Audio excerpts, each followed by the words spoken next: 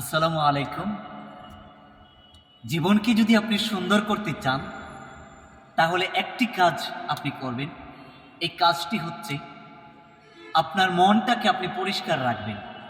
আপনি যার সাথেই কথা বলুন না কেন, সুন্দর করে গুছিয়ে যেই উপদেশ আপনি নিজে গ্রহণ করতে পারেন ওই উপদেশটা আপনি আরও 10 জনকে দেওয়ার চেষ্টা করবেন।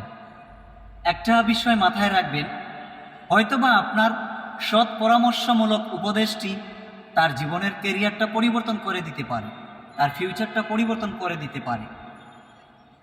আমি যেই উপদেশ গ্রহণ করতে পারবো, আমাদের সিনিয়ররা আমাদেরকে যে উপদেশ দিয়ে থাকেন ওই উপদেশ যদি আমরা মানি আর ওই উপদেশ থেকে যদি আমরা কিছু শিখি, শিখার পরে যদি আমরা এই উপদেশটাকে মেসেজ হিসাবে আমাদের সহযোদ্ধাদের কাছে পৌঁছে দেই, তাহলে হয়তোবা তারা এই মেসেজ থেকে তারা অনেক কিছু জানতে পারবে, শিখতে পারবে।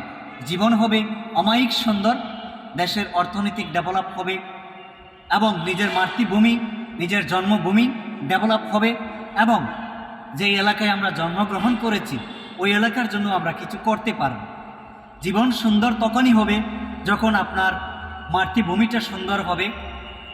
একটা উক্তি আছে না, এমন জীবন করিব গঠন, মরণে হাসিব আমি কাঁদিবে ভুবন। এইভাবে আছে, এমন জীবন তুমি গরিবে গঠন, মরণে হাসিবে তুমি কাঁদিবে ভুবন। আমরা কি পারবো না এইভাবে সুন্দর জীবন আমরা গড়ে তুলতে? আসুন আমরা সবাই মিলে আমাদের দেশটাকে ভালো কিছু দেওয়ার চেষ্টা করি, আমাদের দেশের অর্থনীতিকে আমরা আরও মজবুত করি, দেশের বেকারত্ব দূর করি। কোনো চাকরিকে আপনি ছোট করে দেখবেন না, আপনার সামনে যেই চাকরি আসবে সেটাতেই আপনি যুক্ত হয়ে যাবেন। আপনি 8,000 টাকা, 10,000 টাকা, 15,000 টাকা স্যালারি থেকে একদিন আপনি 1 লক্ষ টাকা স্যালারিতে আপনি যেতে পারবেন। এটা আমার দীর্ঘ বিশ্বাস, কারণ এটা আমি পেয়ে আসছি। আল্লাহ